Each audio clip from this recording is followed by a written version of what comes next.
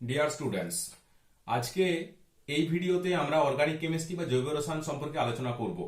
সভ্যতার আদিম যুগে মানুষ প্রকৃতির উপাদান, উদ্ভিদ ও প্রাণী জগতের অনেক কিছু খাদ্য, পানীয় এবং অন্যান্য ব্যবহারযোগ্য পদার্থ হিসাবে ব্যবহার করত।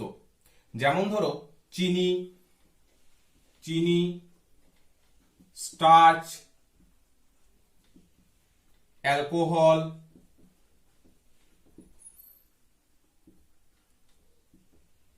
তেল, চর্বি, প্রোটিন, ভিটামিন ইত্যাদি। এইগুলো প্রাচীনকাল থেকে বহু উদ্ভিদ ও প্রাণীজ পদার্থ, যেমন এইগুলো মানুষ খাদ্য, পানীয় এবং অন্যান্য প্রয়োজনে আগে থেকে ব্যবহার করত। যে সমস্ত জিনিসপত্র বা যে সমস্ত পদার্থ প্রাণী ও উদ্ভিদ জগৎ থেকে প্রাপ্ত, সেই সব পদার্থকে আমরা বলবো জৈব পদার্থ। জৈব পদার্থ কারা? জৈব পদার্থ প্রাণী ও উদ্ভিদ জগৎ থেকে প্রাপ্ত। জৈব মানে হচ্ছে জীব দেহ থেকে প্রাপ্ত। জীব কারা? প্রাণী এবং উদ্ভিদেরকে জীব বলা হয়। তাহলে জীব জগৎ থেকে যে সমস্ত প্রাপ্ত পদার্থগুলো, সেগুলোকে আমরা বলি জৈব পদার্থ। অজৈব পদার্থ কাদেরকে বলে? অজৈব পদার্থ যে সমস্ত পদার্থ নিষ্প্রাণ খনিজ পদার্থ বা বিভিন্ন জড় বস্তু থেকে প্রাপ্ত। নিষ্প্রাণ খনিজ পদার্থ বা জড় বস্তু থেকে প্রাপ্ত, এদেরকে বলা হয় অজৈব পদার্থ। আমরা এই ভিডিওতে জৈব পদার্থ নিয়ে আলোচনা করব।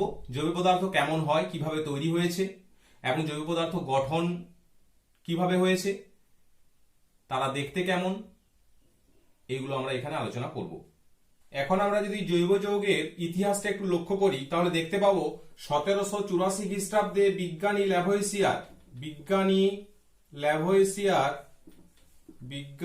ল্যাভোইসিয়র প্রথম লক্ষ্য করেছিলেন, যে পরীক্ষা সাজিয়ে দেখিয়েছিলেন যে উদ্ভিদ ও প্রাণী জগৎ থেকে প্রাপ্ত যে সমস্ত জৈব যৌগ, তাদের মধ্যে মূল উপাদান হিসাবে কার্বন বর্তমান। মৌল হিসাবে সেখানে কার্বন অবশ্যই থাকবে, উনি বলেছিলেন। তারপর 1815 খ্রিস্টাব্দে বিজ্ঞানী বার্জেলিয়াস ওনার ধারণা অনুযায়ী কিছু রহস্যময় শক্তি ছাড়া এই জৈব যৌগ প্রস্তুত করা সম্ভব নয়। রহস্যময় শক্তি ছাড়া জৈব যৌগ প্রস্তুত করা যাবে না, উনি বললেন। এই রহস্যময় শক্তিকেই বলা হয় প্রাণ শক্তি বা ভাইটাল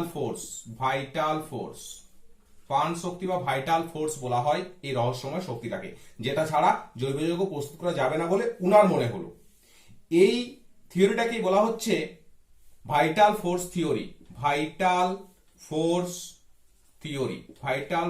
থিওরি। বার্জেলিয়াসের যে থিওরিটা, উনি বলেছিলেন রহস্যময় শক্তি একটা আছে, যেটা ছাড়া কোনো মতেই এই জৈব যৌগগুলো প্রস্তুত করা সম্ভব নয়, আর যেটাকে উনি প্রাণ শক্তি বা ভাইটাল ফোর্স বলেছিলেন। যেহেতু এই প্রাণ শক্তিকে কৃত্রিম উপায়ে সৃষ্টি করা যায় না, তাই পরীক্ষাগারে আমরা জৈব যৌগ প্রস্তুত করতে পারবো না। উনি বললেন এই প্রাণ শক্তি বা এই রহস্যময় শক্তিটা যেহেতু আমরা দিতে পারছি না, তাই আমরা পরীক্ষাগারে কোনো মতেই জৈব যৌগ প্রস্তুত করতে পারবো না। এটা হলো বিজ্ঞানী বার্জেলিয়াসের কথা 1815 সালে, যেটাকে ভাইটাল ফোর্স থিওরি বলা হয়। পরবর্তীকালে 1828 খ্রিস্টাব্দে বিজ্ঞানী ভোলার 1828 খ্রিস্টাব্দে বিজ্ঞানী ভোলার উনি হঠাৎ করে দেখিয়ে দিলেন যে না, তৈরি করা যায়। উনি একটা জৈব যৌগ তৈরিও করে ফেললেন। কিভাবে? উনি ammonium sulphate NH4 2SO4 ammonium sulphate ammonium sulphate এর সাথে potassium cyanate KCNO, potassium cyanate এর বিক্রিয়া করে উনি একটা জৈব যৌগ প্রস্তুত করে দিলেন। সেটা অবশ্য দুটো ধাপে হবে। প্রথম ধাপে তৈরি হবে NH4 CNO plus K2SO4। NH4 CNO কে বলা হচ্ছে অ্যামোনিয়াম সায়ানেট, অ্যামোনিয়াম সায়ানেট, এটা পটাশিয়াম সালফেট। পরবর্তী ধাপে এই অ্যামোনিয়াম সায়ানেটটা NH4CNO রিঅ্যারেঞ্জ হয়ে তৈরি হলো NH2CO NH2। এই যে NH2CO NH2 তৈরি হলো এটাই হচ্ছে ইউরিয়া। এই ইউরিয়াটা হলো একটা জৈব যৌগ। উনি কি করে বললেন এটা জৈব যৌগ? কারণ উনি দেখলেন যে এই ইউরিয়া স্তন্যপ্রায়ী প্রাণীদের শরীর থেকে মূত্রের মাধ্যমে বেরিয়ে যায়। তাহলে এই ইউরিয়াটা যেহেতু স্তন্যপ্রায়ী প্রাণীদের শরীর থেকে তৈরি হচ্ছে, তাহলে নিশ্চয়ই এটা একটা জৈব যৌগ। তাই উনি এই বিক্রিয়ার সাহায্যে ইউরিয়া নামক জৈব যৌগটা প্রথম প্রস্তুত করে দিলেন।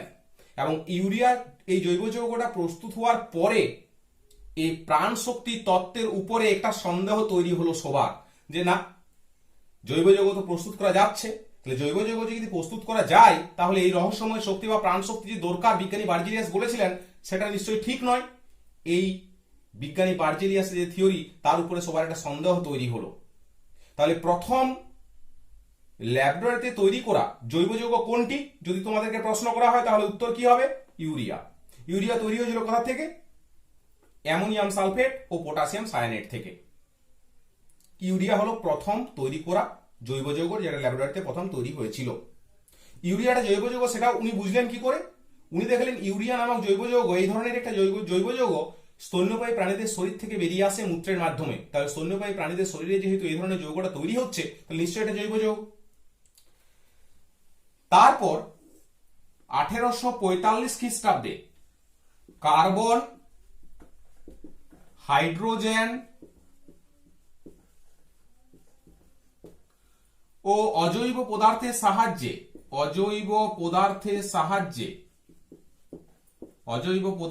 সাহায্যে অ্যাসিটিক অ্যাসিড প্রস্তুত করে দিলেন। অ্যাসিটিক অ্যাসিডের সংকেত কি? CH3COOH।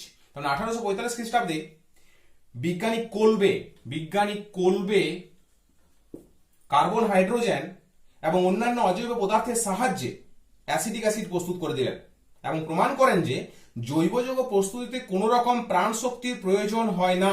সুতরাং যে প্রাকৃতিক নিয়মে অজৈব যৌগগুলো তৈরি হয়, সেই একই প্রাকৃতিক নিয়মে জৈব যৌগগুলো তৈরি করা যাবে এবং জৈব যৌগগুলো একটা নির্দিষ্ট প্রাকৃতিক নিয়মেই আবদ্ধ, সেখানে কোনো রহস্যময় শক্তির ব্যাপার নেই। এরপর 1856 সালে বিজ্ঞানী বার্থলেট বা বার্থোলেট বিভিন্ন নামে ডাকা হয়, বিজ্ঞানী বার্থলেট উনি পরীক্ষাগারে প্রথম মিথেন প্রস্তুত করলেন। কারণ একের পর এক জৈব যৌগ প্রস্তুত হতে থাকছে বা ল্যাবরেটরিতে।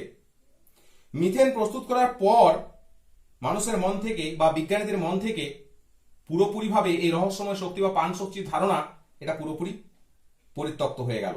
তার মানে এই সকল জৈব যৌগ সংশ্লেষণের ফলে প্রাণ শক্তি তত্ত্ব পুরোপুরি পরিত্যক্ত হয়ে গেল। প্রমাণিত হলো যে প্রাণ শক্তি ছাড়াই জৈব যৌগ প্রস্তুত করা যায়। আর বর্তমানে অধিকাংশ জৈব যৌগই, প্রায় 95% জৈব যৌগ রসায়নগারে তৈরি করা হয়। এমন দেখা যায় যে সমস্ত জৈব যৌগই কার্বন ঘটিত, মানে সমস্ত জৈব যৌগের মধ্যেই কার্বন আছে। তার মানে জৈব যৌগগুলোর মধ্যে কার্বন আছে বা কার্বন ঘটিত যৌগ বলা হবে এদেরকে। ঠিক আছে, সেজন্য কার্বন যৌগের রসায়নই হলো জৈব রসায়ন। এই কার্বন ঘটিত যৌগ বা কার্বন যৌগের রসায়নকেই বলা হবে জৈব রসায়ন। এখন কার্বন ঘটিত যৌগ হলেই কি জৈব যৌগ হবে সব ক্ষেত্রে? তার কোনো মানে নেই। যেমন কার্বনের অক্সাইড, যেমন CO2, কার্বনের সালফাইড সালফাইড যেমন CS2, ধাতব কার্বনেট যেমন CaCO3, calcium carbonate, bicarbonate HCO3 minus, cyanide Cn minus, এই সমস্ত যে যৌগগুলো, এই যৌগগুলো কার্বন ঘটিত যৌগই বটে, কিন্তু এদের মধ্যে কার্বন থাকলেও এইগুলো কিন্তু জৈব যৌগ নয়, এরা হলো অজৈব যৌগ। তার মানে কার্বন ঘটিত যৌগ হলেই যে জৈব যৌগ হবে সেটা কিন্তু নির্দিষ্টভাবে বলা যাচ্ছে না। বেশিরভাগ কার্বন ঘটিত যৌগই জৈব যৌগ, কিন্তু সমস্ত কার্বন ঘটিত যৌগগুলো জৈব যৌগ হবে তার কোনো নির্দিষ্টতা নেই। যেমন এখানে কার্বনের অক্সাইড যেমন কার্বন ডাইঅক্সাইড, কার্বনের সালফাইড যেমন CS2, ধাতব কার্বনেট যেমন ক্যালসিয়াম কার্বনেট, বাইকার্বনেট, সায়ানাইড, এই সমস্ত যৌগগুলো সব অজৈব যৌগ। এদের মধ্যেও কার্বন তো আছে কিন্তু এরা অজৈব যৌগ। তাই বলা হচ্ছে কার্বনের যে সমস্ত যৌগ এইগুলো ছাড়া মোটামুটি যাদের সমযোজী ক্যারেক্টার আছে, যারা সমযোজী বন্ধন তৈরি করে, যারা ক্যাটিনেশন ধর্ম দেখায়, যারা সমাবয়বত ধর্ম প্রদর্শন করে, তাদেরকেই জৈব যৌগ বলে। এই ক্যাটিনেশন ধর্ম, সমাবয়বতা এগুলো কি বটে আমরা হয়তো একটু পরে জানবো, কিন্তু তোমাদেরকে মনে রাখতে হবে যে কার্বন ঘটিত যৌগ মানেই কিন্তু জৈব যৌগ নয়। কার্বন ঘটিত যৌগ এমন কিছু কিছু আছে যেগুলো জৈব যৌগ নয়। সেইগুলো ছাড়া বেশিরভাগ কার্বন ঘটিত যৌগ যারা সমযোজী বন্ধন তৈরি করে, যারা ক্যাটিনেশন ধর্ম দেখায়, যারা সমাবয়বতা প্রদর্শন করে, তাদেরকেই জৈব যৌগ বলা হবে। জৈব যৌগের আরেকটা নাম ইংরেজিতে বলা হয় হাইড্রোকার্বন। হাইড্রোকার্বন, এই হাইড্রোকার্বন কথাটার মধ্যেই আছে hydrogen and carbon. Hydrogen and carbon, hydrogen plus carbon. তার মানে জৈব যৌগ মানে হাইড্রোকার্বন যাদেরকে বলা হচ্ছে, তাদের তৈরিটাই হচ্ছে হাইড্রোজেন এবং কার্বনের সাহায্যে, বেশিরভাগটাই হাইড্রোজেন এবং কার্বন দ্বারা ওরা তৈরি হয়েছে। এই জৈব যৌগগুলোর নির্দিষ্ট কিছু বৈশিষ্ট্য আছে। সিমিলারলি অজৈব যৌগদেরও বৈশিষ্ট্য আছে। জৈব যৌগ এবং অজৈব যৌগ রসায়ন শাস্ত্রের সমস্ত সূত্রগুলির দ্বারা পরিচালিত, কিন্তু জৈব আর অজৈব যৌগের মধ্যে কিছু বৈশিষ্ট্যের পার্থক্য আছে। তাদের কিছু নিজস্ব বৈশিষ্ট্য আছে যে বৈশিষ্ট্য একে অপরের সাথে মেলে না। তার মানে জৈব যৌগের কিছু বৈশিষ্ট্য আছে যেগুলো অজৈব যৌগের সাথে মেলে না, আবার অজৈব যৌগের কিছু বৈশিষ্ট্য আছে যেগুলো জৈব যৌগের সাথে মেলে না। তাই এখন আমরা জৈব এবং অজৈব যৌগের বৈশিষ্ট্যের পার্থক্য কি কি আছে, সাধারণত পার্থক্য, সেইগুলো আমরা একটু দেখে নিই। জৈব যৌগ এবং অজৈব যৌগের মধ্যে পার্থক্য আমরা এখন দেখব। 1 নম্বরে, জৈব যৌগের অণুতে কার্বন মৌল অবশ্যই উপস্থিত থাকবে। কার্বন ঘটিত যৌগ, কার্বন ঘটিত যৌগ। কার্বন ছাড়া আর কি কি থাকবে? কার্বন ছাড়া নাইট্রোজেন, অক্সিজেন, সালফার, ফসফরাস এরা খুব কম মাত্রায় থাকবে। হ্যালোজেন, হ্যালোজেন খুব কম মাত্রায় থাকতে পারে। আবার কিছু কিছু জৈব যৌগে কয়েকটি ধাতু যেমন জিঙ্ক, কপার, এফি এই সমস্ত ধাতুও থাকে কিছু কিছু জৈব যৌগে, যেমন হিমোগ্লোবিনে থাকে এফি। তাহলে কার্বন ঘটিত যৌগ, কার্বন ছাড়াও nitrogen, oxygen, sulphur, phosphorus, halogen এগুলো খুব কম মাত্রায় থাকবে। এছাড়া কিছু ধাতু যেমন জিঙ্ক, কপার, এফি এই ধাতুগুলো কখনো কখনো থাকতে পারে কিছু কিছু কার্বন ঘটিত যৌগের মধ্যে বা জৈব যৌগের মধ্যে। কিন্তু অজৈব যৌগের মধ্যে নির্দিষ্ট কোনো মৌল আবশ্যক নয়। অজৈব যৌগ সমস্ত মৌল দ্বারাই গঠিত, সমস্ত মৌল দ্বারাই গঠিত। এটার জন্য নির্দিষ্ট কোনো মৌলের দরকার নেই, সমস্ত মৌল দ্বারাই গঠিত। 2 নম্বরে চলে এসো। এরা সাধারণত সমযোজী, এরা সাধারণত সমযোজী।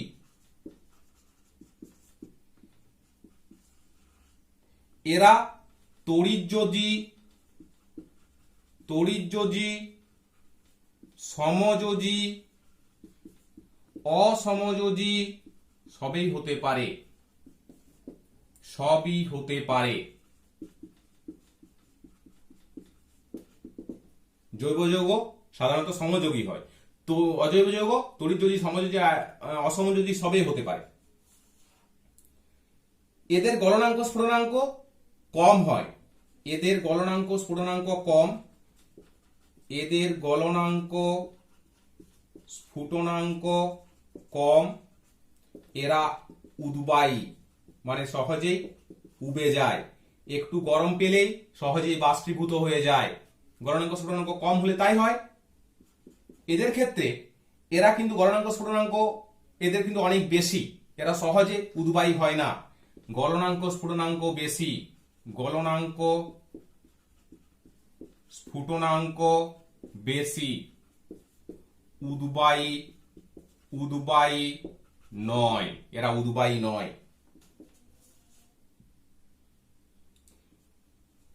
এরা প্রায় সব যৌগই দাহ্য, সব যৌগই দাহ্য মানে আগুন জ্বলে যায় সহজেই। এরা অদাহ্য, সহজে জ্বলে যাবে না, সহজে আগুন লেগে যাবে না। এরা জৈব দ্রাবকে দ্রবীভূত হয়, জৈব দ্রাবকগুলো কারা? যেমন ধরো বেনজিন,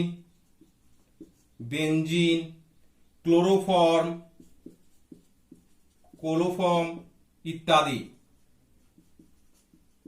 এই জৈব দ্রাবকে এরা দ্রবীভূত হয়, অজৈব দ্রাবকে দ্রবীভূত হয় না।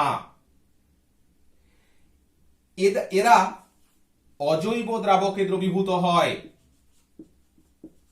অজৈব দ্রাবকে দ্রবীভূত হয়, যেমন এরা সাধারণত জলে বেশি দ্রবীভূত হয়ে যায়। 6 নম্বরে হচ্ছে এদের দ্রবণ সাধারণত তাপ ও তড়িতের অপরিবাহী।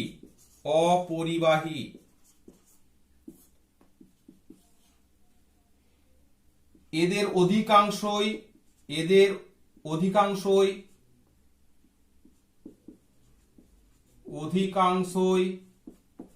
জলীয় দ্রবণে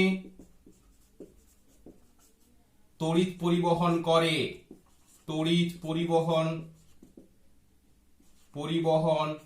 করে। এই হলো মোটামুটি জৈব যৌগ এবং অজৈব যৌগের মধ্যে বৈশিষ্ট্যের পার্থক্য। এদের কিছু বৈশিষ্ট্য আছে যেগুলো এদের সঙ্গে ম্যাচ করে না, আবার এদের কিছু বৈশিষ্ট্য আছে যেগুলো জৈব যৌগদের সাথে ম্যাচ করে না। এবার আমরা দেখে নেব কার্বনের চতুর্যোজ্যতা।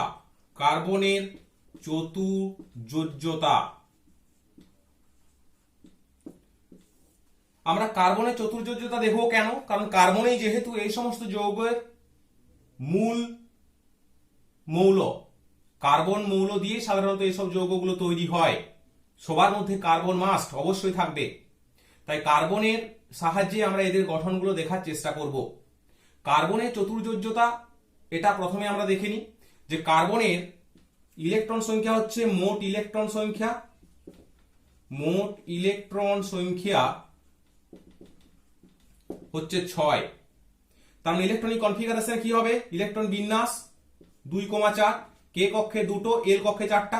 তাহলে বহিস্থ কক্ষে ইলেকট্রন সংখ্যা কত হবে? বহিস্থ কক্ষে ইলেকট্রন সংখ্যা হবে 4। বহিস্থ কক্ষে যদি ইলেকট্রন সংখ্যা 4 হয় তাহলে ওকে অক্টেট স্যাচুরেটেড করতে হলে, অষ্টক পূর্ণ করতে হলে আরো 4টা ইলেকট্রন দরকার। বহিস্থ কক্ষে অষ্টক পূর্ণ করতে হলে আরো 4টা ইলেকট্রন দরকার। তাহলে ও কি করবে? ও অপর 4টে পরমাণুর সাথে যুক্ত হয়ে ওদের কাছ থেকে 4টে ইলেকট্রন ধার নেবে, তারপর 4টে সমযোজী বন্ধন গঠন করবে এবং তার ফলে ওর অক্টেট স্যাচুরেটেড হবে বা অষ্টক পূর্ণ ঘটাবে। কার্বন পরমাণুর বাইরের কক্ষে 4টি যোজক ইলেকট্রন, বাইরের কক্ষের ইলেকট্রনগুলোকে আমরা যোজক ইলেকট্রন বলি। তাহলে যোজক ইলেকট্রন সংখ্যা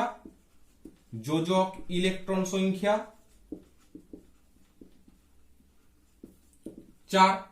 কার্বন পরমাণুর বহিস্থ কক্ষের এই 4টি যোজক ইলেকট্রন অন্য পরমাণুর বাইরের কক্ষের ইলেকট্রনের সঙ্গে পৃথকভাবে 4টি ইলেকট্রন জোড় গঠন করবে এবং সমযোজী বন্ধন গঠন করবে।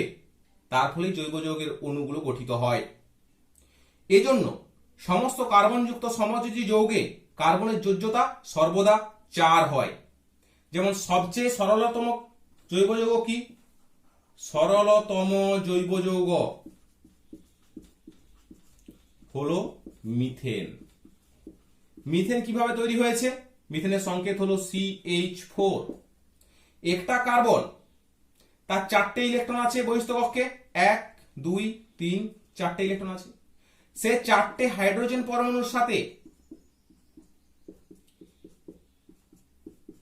ইলেকট্রন জোড় গঠন করবে। প্রতিটা হাইড্রোজেনের একটি করে ইলেকট্রন আছে, কার্বনের একটি ইলেকট্রন, হাইড্রোজেনের একটি ইলেকট্রন নিয়ে একটি ইলেকট্রন জোড় হবে। এরকম 4টি ইলেকট্রন জোড় গঠন করবে।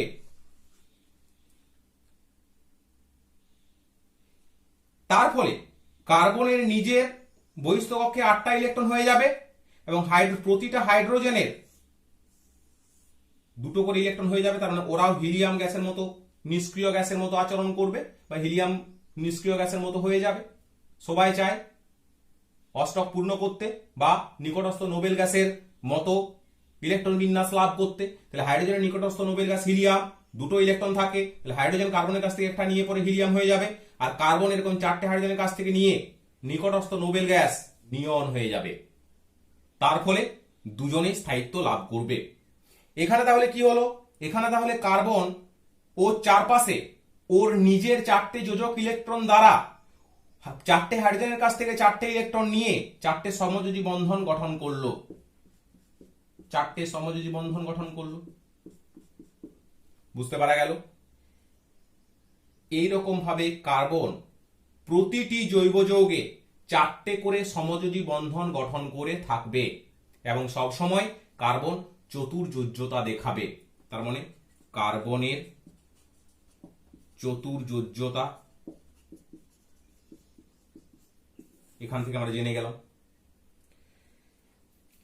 এখন কার্বন এই যে 4টি বন্ধন গঠন করেছে, এরা ত্রিমাত্রিক দেশে কিভাবে বিন্যস্ত থাকবে এটা আমাদেরকে জানতে হবে। তার মানে এই 4টে বন্ধন কিভাবে অ্যারেঞ্জ হয়ে থাকবে, কিভাবে ছড়ানো থাকবে, তাদের মধ্যে অ্যাঙ্গেল কত হবে সেটা আমাদেরকে জানতে হবে। সেটা ভ্যান টফ ও লাবেলের কার্বনের যোজ্যতা ত্রিমাত্রিক গঠন। ভ্যান টফ ও লাবেলের কার্বনের যোজ্যতা ত্রিমাত্রিক গঠন। এখানে ভ্যান টফ আর লাবেল প্রথম বলেছিলেন যে কার্বন যে 4টে বন্ধন তৈরি করবে সে বন্ধনগুলো ত্রিমাত্রিক দেশে কিভাবে বিন্যস্ত থাকবে।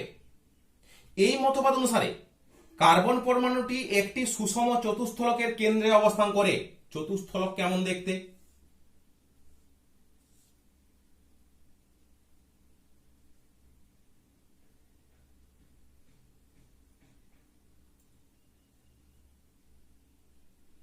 চতুস্থলক এরকম দেখতে। কি 4টে তল থাকবে, এই সাইডে একটা, এই সাইডে একটা, সামনে একটা, নিচে একটা, টোটাল 4টে তল আছে। তাহলে তোমরা এই চতুস্থলকটার কেন্দ্রে কার্বনকে রেখে দাও। ইনারা বলেছিলেন চতুস্থলকের কেন্দ্রে, সুষম চতুস্থলকের কেন্দ্রে কার্বন পরমাণুটা অবস্থান করবে। তাহলে এখানে চতুস্থলকের কেন্দ্রে যদি কার্বন থাকে, এই কার্বনের যে 4টে যোজ্যতা সেই 4টে যোজ্যতা এই 4টে কর্নার বরাবর হবে। চতুস্থলকের 4টে কর্নার বরাবর আসবে এবং কার্বন পরমাণুর 2টো যোজ্যতার মধ্যবর্তী অ্যাঙ্গেলটা হবে 109 ডিগ্রি 28 মিনিট। 109 degree 28 minute. বোঝা গেল? তাহলে একটা কার্বনের 4টে যোজ্যতা চতুস্থলকের মতো করে বিন্যস্ত থাকবে। এই দেখো চতুস্থলক, চতুস্থলকের মতো বিন্যস্ত থাকবে এবং প্রতি 2টো যোজ্যতার মধ্যবর্তী অ্যাঙ্গেল এটা এটা বা এটা এটা বা এটা এটা বা এটা এটা, প্রতিটার মধ্যে অ্যাঙ্গেল হবে, প্রতি 2টো যোজ্যতার মধ্যে অ্যাঙ্গেল হবে 109 ডিগ্রি 28 মিনিট। যদি আমরা মিথেন অণু ধরি তাহলে মিথেন অণুর ক্ষেত্রে কি হবে?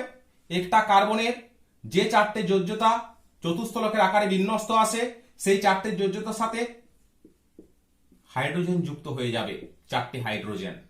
তার মানে এই হাইড্রোজেনের সাথে এই হাইড্রোজেন, এই হাইড্রোজেনের সাথে এই হাইড্রোজেন, প্রতিটা হাইড্রোজেনের সাথে যদি প্রতিটা হাইড্রোজেন আমরা যুক্ত করে দিই তাহলে আমরা একটা চতুস্থলক দেখতে পাবো।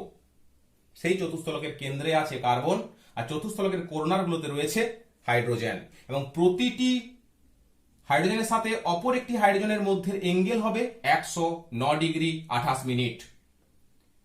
তার মানে HCH এই কোণটা হবে 109 ডিগ্রি 28 মিনিট। বিভিন্ন জৈব যৌগের ভৌত ও রাসায়নিক ধর্ম, তাদের সমাবয়ব গঠন করার ক্ষমতা ইত্যাদি এই চতুস্থলকীয় মডেলের সাহায্যে ব্যাখ্যা করা যাবে। বিজ্ঞানী ভ্যান ডফ আর লাবেল এই চতুস্থলকীয় মডেলটা প্রথম দিয়েছিলেন, যে কার্বন যে চারটে যোজ্যতা আছে সেই চারটে যোজ্যতা সমযোজ্যতা সেগুলো ত্রিমাত্রিক দেশে কিভাবে বিন্যস্ত হয়ে আছে এবং তাদের মধ্যে কোণ কত করে থাকে। এবার আমরা দেখে নিই কার্বনের ক্যাটিনেশন ধর্ম। কার্বনের ক্যাটিনেশন ধর্মটা কি বটে? যে ধর্মের জন্য কার্বনের বহু সংখ্যক পরমাণু সমযোজী বন্ধন দ্বারা পরস্পরের সঙ্গে যুক্ত হয়ে সুদীর্ঘ শাখাহীন বা শাখাযুক্ত শৃঙ্খল কিংবা বদ্ধ শৃঙ্খল গঠন করে তাকে ক্যাটিনেশন বা সশৃঙ্খলায়ন বলে। ক্যাটিনেশনের বাংলা হলো সশৃঙ্খলায়ন, নিজে নিজেই শৃঙ্খল তৈরি করতে পারে। সশৃঙ্খলায়ন মানে হচ্ছে কার্বন নিজেরা অনেকগুলো কার্বন চেন তৈরি করতে পারে। সেই কার্বন চেনটা হতে পারে শাখাহীন হতে পারে, শাখা যুক্ত হতে পারে, মানে এর সাইডে আবার একটা করে চেন বেরিয়ে গেছে, তার মানে শাখা যুক্ত হতে পারে, বা হতে পারে বদ্ধ শৃঙ্খল হতে পারে, তার মানে চেনটা ক্লোজড হয়ে গেছে, বদ্ধ শৃঙ্খল হতে পারে। বোঝা গেল?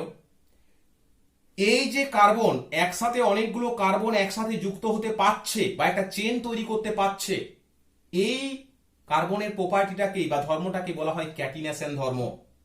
আরেকবার ভালো করে শুনে নাও, যে ধর্মটার জন্য কার্বনের বহু সংখ্যক পরমাণু সমযোজী বন্ধন দ্বারা পরস্পরের সঙ্গে যুক্ত হয়ে সুশৃঙ্খল একটা গঠন করতে পারে, সেটা শাখাহীন শৃঙ্খল হতে পারে, শাখা যুক্ত শৃঙ্খল হতে পারে, কিংবা বদ্ধ শৃঙ্খল হতে পারে, সেই ধর্মটাকে বলা হয় ক্যাটিনেশন ধর্ম বা বাংলায় সশৃঙ্খলায়ন বলে।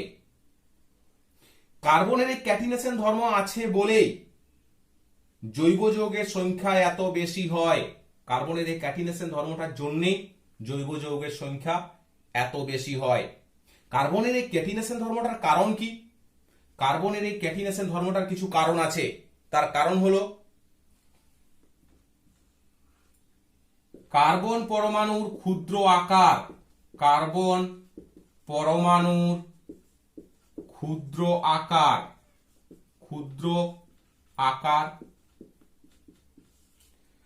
2 নম্বরে হচ্ছে বিশেষ ইলেকট্রন বিন্যাস।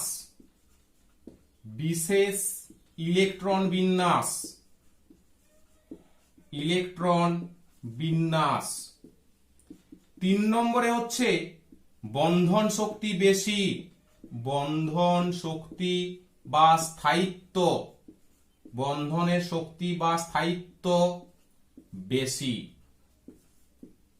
ভালো করে বুঝতে হবে, কার্বন পরমাণু যদি ক্ষুদ্র আকার হয় তাহলে প্রতিটা কার্বন পরমাণুর আকার যদি ক্ষুদ্র হয়, ছোট হয় আকারটা, তাহলে প্রতিটা বন্ধন দৈর্ঘ্য ছোট হবে, আর বন্ধন দৈর্ঘ্য যত ছোট হবে তত বন্ধনটা স্থায়িত্ব বেশি হবে, বন্ধনটা সহজে ভাঙবে না, স্থায়ী হবে।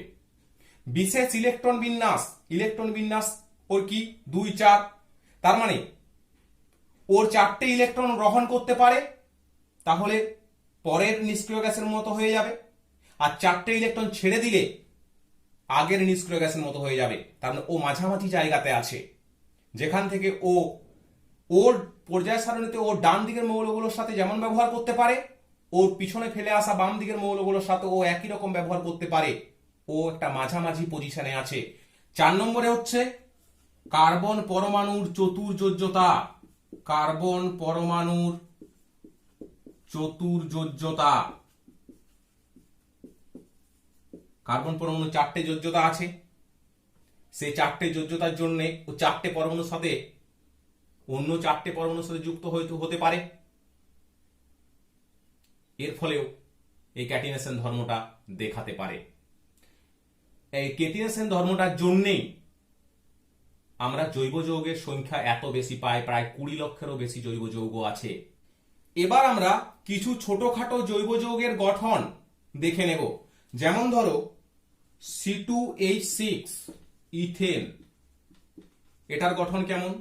দুটো কার্বন আছে, প্রতিটা কার্বনের 4টে করে যোজ্যতা আছে, 4টে করে ইলেকট্রন আছে বহিস্থ কক্ষে। এই কার্বনের 4টে ইলেকট্রন বহিস্থ কক্ষে আছে, এই কার্বনেরও 4টে ইলেকট্রন বহিস্থ কক্ষে আছে। এই কার্বনের সঙ্গে যুক্ত হয়েছে, একটা জোড় গঠন করেছে, আর প্রতিটি কার্বন বাকি 3টে বন্ধন করেছে 3টে হাইড্রোজেনের সাথে, 3টে হাইড্রোজেনের সাথে।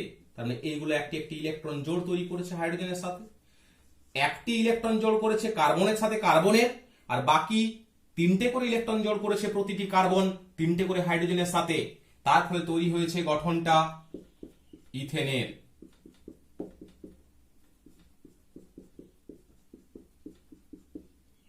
CH3 তাহলে টোটাল দুটো কার্বন আছে, 6টা হাইড্রোজেন আছে, তাই এটাকে বলা হচ্ছে C2H6। এর যদি গঠন ভালো করে দেখো কার্বনের চতুস্থলকীয় মডেলের সাহায্যে, তাহলে আমরা এর গঠনটা কেমন পাবো? এর গঠনটা পাবো, একটা কার্বন চতুস্থলক তৈরি করেছে, আর একটা কার্বনও চতুস্থলক তৈরি করেছে। প্রতিটা কার্বন তো চতুস্থলক তৈরি করে থাকবে, তাহলে এখানে এই কার্বনটা চতুস্থলক তৈরি করেছে, সিমিলারলি পাশের কার্বনটাও একটা চতুস্থলক তৈরি করেছে। দেখো একটা চতুস্থলক তৈরি করেছে। এটা হলো ত্রিমাত্রিক দেশে ইথেনের গঠন। এরপর চলে এসো ইথিলিন, C2H4 ইথিলিন। এর গঠন কিভাবে হবে? একটা কার্বনের সাথে আরেকটা কার্বন দুটো করে বন্ধন তৈরি করবে, আর দুটো করে হাইড্রোজেনের সাথে করবে।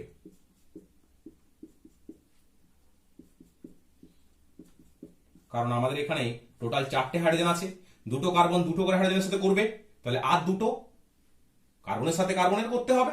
তাহলে এখানে দুটো ইলেকট্রন জোড় আছে কার্বনের সাথে কার্বনের, আর বাকি দুটো করে ইলেকট্রন জোড় প্রতিটা কার্বনের আছে হাইড্রোজেনের সাথে।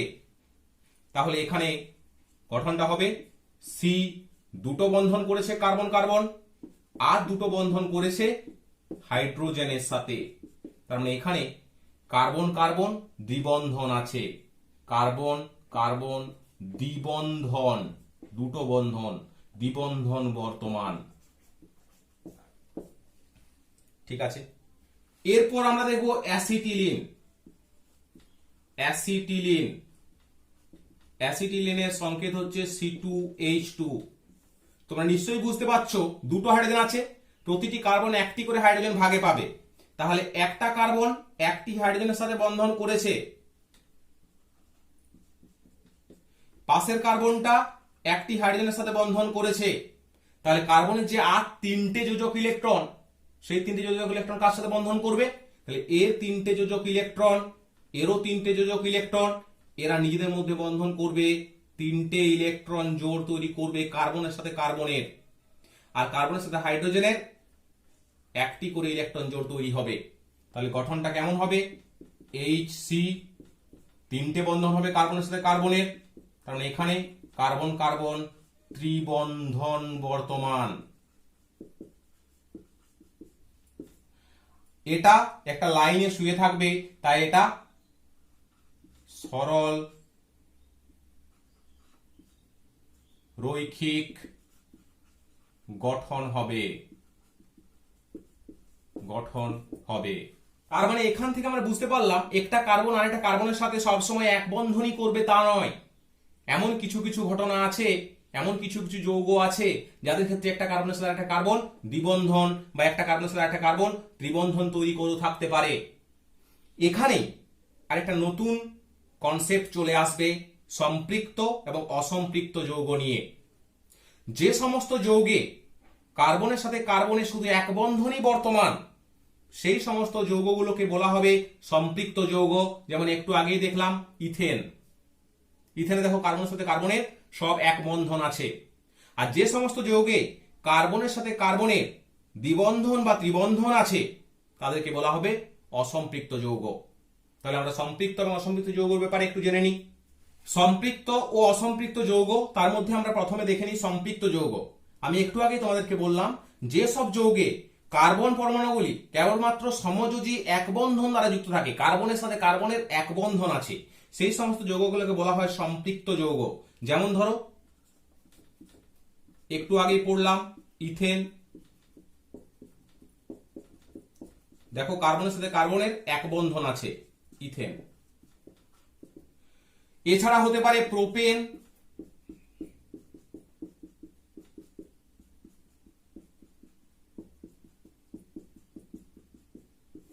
এখানে দেখো কার্বনের সাথে কার্বনের এক বন্ধন, কার্বনের সাথে কার্বনের এক বন্ধন আছে, এটার নাম হলো প্রোপেন। এই সমস্ত যৌগগুলোতে কার্বনের সাথে কার্বনের এক বন্ধন আছে বলেই আমরা এই সমস্ত যৌগগুলোকে সম্পৃক্ত যৌগ বলবো। এদের সাধারণ সংকেত হবে, সাধারণ সংকেত হবে, এদের সাধারণ সংকেত হবে CN H2n+2। n এর মান 1 2 3 ... হতে পারে। তার মানে যদি n এর মান 1 হয় তাহলে কত হবে CH4, যদি n এর মান 2 হয় তাহলে কত হবে C2H6। দেখো এটা C2H6। যদি n এর মান 3 হয় তাহলে কত হবে, দেখো এটা C3H8, C3H8। তার মানে আমাদের এখানে সম্পৃক্ত যৌগগুলোকে আমরা এই সাধারণ সংকেত দিয়ে লিখতে পারবো, কিন্তু এখানে একটা প্রবলেম হয়ে গেল, সেটা হচ্ছে n = 1 CH4। এখানে তো একটি কার্বন আছে, তাহলে কার্বন কার্বনের তো এক বন্ধন থাকার কোনো প্রশ্নই আসে না, কারণ দুটো কার্বন তো নেই, তাহলে কার্বনের সাথে কার্বনের এক বন্ধন থাকবে, এই কথাটা ভাবা উচিত নয় আমাদের। তাহলে এটা আমাদেরকে স্পেশালি মনে রাখতে হবে যে এটা এমন একটা যৌগ যেখানে কার্বন কার্বন এক বন্ধন না থাকলেও একে আমরা সম্পৃক্ত হাইড্রোকার্বন বলি। তার মানে কার্বন কার্বন এক বন্ধন না থাকলেও সম্পৃক্ত জৈব যৌগ, সম্পৃক্ত জৈব যৌগ। যাদের সাধারণ সংকেত CN H2n+2, এই সাধারণ সংকেত যুক্ত যৌগগুলোকে বলা হয় অ্যালকেন। এই সাধারণ সংকেত যুক্ত জৈব যৌগগুলোকে বলা হয় অ্যালকেন। এখানে আরেকটা কথা তোমাদেরকে বলে রাখি, জৈব যৌগ ইংরেজিতে বলে হাইড্রোকার্বন। হাইড্রোকার্বন তার মানে হাইড্রোজেন প্লাস কার্বন। হাইড্রোজেন এবং কার্বন নিয়েই তৈরি বেশিরভাগ জৈব যৌগগুলোর মধ্যে, বেশিরভাগ কার্বন এবং হাইড্রোজেনই থাকে। অন্য মৌল হিসাবে nitrogen, oxygen, sulphur, phosphorus, halogen এবং কিছু ধাতু থাকতে পারে, কিন্তু বেশিরভাগ অংশটাই হবে কার্বন এবং হাইড্রোজেনে, তাই এদেরকে হাইড্রোকার্বন বলে ইংরেজিতে। সাধারণ সংকেত যদি CnH2n+2 হয়, যে সমস্ত হাইড্রোকার্বনগুলো, সেই হাইড্রোকার্বনগুলোকে বলা হয় অ্যালকেন। বোঝা গেল? এরপর আমরা দেখে নেব অসম্পৃক্ত যৌগ। যেসব জৈব যৌগে অন্তত দুটি কার্বন পরমাণু সমযোজী দ্বিবন্ধন বা ত্রিবন্ধন দ্বারা যুক্ত থাকবে তাদেরকে বলা হবে অসম্পৃক্ত জৈব যৌগ। তার মানে কার্বনের সাথে কার্বনের দ্বিবন্ধন থাকতে পারে, কার্বনের সাথে কার্বনের ত্রিবন্ধন থাকতে পারে। দ্বিবন্ধন বা ত্রিবন্ধন যদি মিনিমাম একটাও থাকে তাহলেও আমরা সেই সমস্ত যৌগগুলোকে বলবো অসম্পৃক্ত যৌগ। যেমন একটু আগে আমরা পড়েছি ইথিলিন, C2H4 পড়েছি। একটু আগে আমরা পড়েছি অ্যাসিটিলিন, C2H2 অ্যাসিটিলিন। দেখো কার্বন কার্বন দ্বিবন্ধন, কার্বন কার্বন ত্রিবন্ধন আছে। যে সমস্ত যৌগের মধ্যে মিনিমাম একটাও কার্বন কার্বন দ্বিবন্ধন বা ত্রিবন্ধন থাকবে, বা দ্বিবন্ধন এবং ত্রিবন্ধন দুটোই থাকতে পারে এমন যৌগ আছে, সেই সমস্ত যৌগগুলোকে বলা হবে অসম্পৃক্ত যৌগ। যাদের মধ্যে যাদের দ্বিবন্ধন আছে তাদের সাধারণ সংকেত হবে CnH2n। আবার যাদের ত্রিবন্ধন আছে তাদের সাধারণ সংকেত হবে CnH2n-2। দেখো 2 বসাও তাহলে C2H2 অ্যাসিটিলিন, C2H2 অ্যাসিটিলিন হয়। তাহলে n এর মান যদি 2 বসাই তাহলে C2H4 হবে, কারণ অ্যাসিটিলিন চলে আসবে। তাহলে এইগুলো হলো যাদের ত্রিবন্ধন আছে তাদের সাধারণ সংকেত। ত্রিবন্ধন থাকলে আর যাদের দ্বিবন্ধন আছে, দ্বিবন্ধন থাকলে সাধারণ সংকেত হবে CnH2n। এদেরকে অসম্পৃক্ত যৌগ বলা হবে। যে সমস্ত যৌগে দ্বিবন্ধন আছে তাদেরকে বলা হয় অ্যালকিন বলা হয়। ইন শেষে ইন যুক্ত থাকবে, অ্যালকিন। আর যে সমস্ত যৌগে ত্রিবন্ধন আছে তাদেরকে বলা হয় অ্যালকাইন, মানে শেষে থাকবে আইন যুক্ত থাকবে, অ্যালকাইন। ঠিক আছে, এটা হলো সম্পৃক্ত এবং অসম্পৃক্ত জৈব যৌগ। এবার চলে এসো কার্যকরী মূলক। বিভিন্ন জৈব যৌগগুলি ওদের রাসায়নিক ধর্মানুসারে শ্রেণীবিভাগ করা হয়। জৈব যৌগ প্রচুর রকমের আছে। ওদের যদি রাসায়নিক ধর্ম অনুযায়ী আমরা ওদেরকে সাজিয়ে নিই তাহলে ওদেরকে শ্রেণীবিভাগ করলে আমরা রাসায়নিক ধর্মের ভিন্নতার জন্য জৈব যৌগের প্রতিটির মধ্যে একটি বিশিষ্ট মূলক আছে বলে দেখতে পাবো। আমরা দেখব যে যারা একই রকমের রাসায়নিক ধর্ম আসছে তাদের মধ্যে একটা নির্দিষ্ট মূলক বর্তমান আছে। ওই বিশিষ্ট মূলকের উপস্থিতির জন্যই ওই শ্রেণীর যৌগগুলো ওই ধরনের রাসায়নিক ধর্ম প্রদর্শন করছে। তার মানে কোনো একটা জৈব যৌগ কেমন ধরনের ধর্ম প্রদর্শন করবে সেটা ডিপেন্ড করছে ওই জৈব যৌগটার মধ্যে কি ধরনের কার্যকরী মূলক থাকবে। আমরা যদি জৈব যৌগগুলোকে আলাদা করি তাহলে আমরা দেখতে পারবো যে অনেক রকমের জৈব যৌগ আছে, আবার অনেক জৈব যৌগ একই রকমের ধর্ম প্রদর্শন করছে। যদি আমরা দেখি একই রকমের ধর্ম প্রদর্শন করছে অনেকগুলো জৈব যৌগ, তাহলে আমরা খেয়াল করলে দেখতে পাবো সেই সমস্ত জৈব যৌগগুলোর মধ্যে একটি নির্দিষ্ট মূলক বর্তমান আছে, যার জন্য ওই সমস্ত জৈব যৌগগুলো একই ধরনের বৈশিষ্ট্য দেখাচ্ছে, রাসায়নিক ধর্ম প্রদর্শন করছে। সেই নির্দিষ্ট মূলকটা হলো একটা কার্যকরী মূলক। তার মানে কার্যকরী মূলক কি বটে? যে সব মূলক জৈব যৌগের অণুতে উপস্থিত থেকে জৈব যৌগের ধর্ম নির্ধারণ করে তাদের কার্যকরী মূলক বলে। যে সব মূলক জৈব যৌগের অণুতে থেকে জৈব যৌগের অণুতে থেকে জৈব যৌগের ধর্ম নিয়ন্ত্রণ করে, সেই সব মূলককে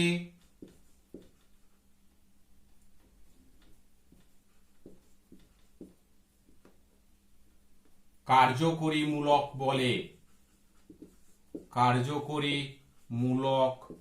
বলে। রাসায়নিক ধর্মটা পুরোপুরি ডিপেন্ড করছে এই কার্যকরী মূলকগুলোর উপরে। এই কার্যকরী মূলকগুলোর ইংরেজিতে বলে ফাংশনাল গ্রুপ। তোমরা নিশ্চয়ই কথাটা শুনেই বুঝতে পারছো।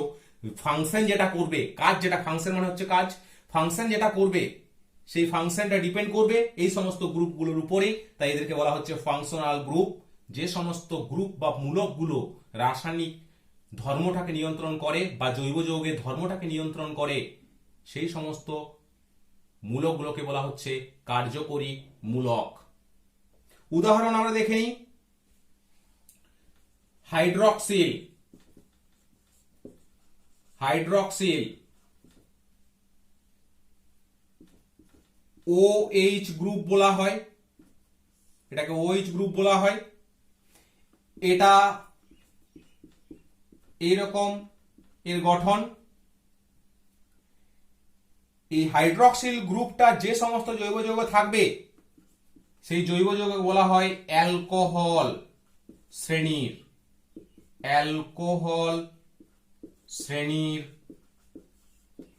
যৌগ।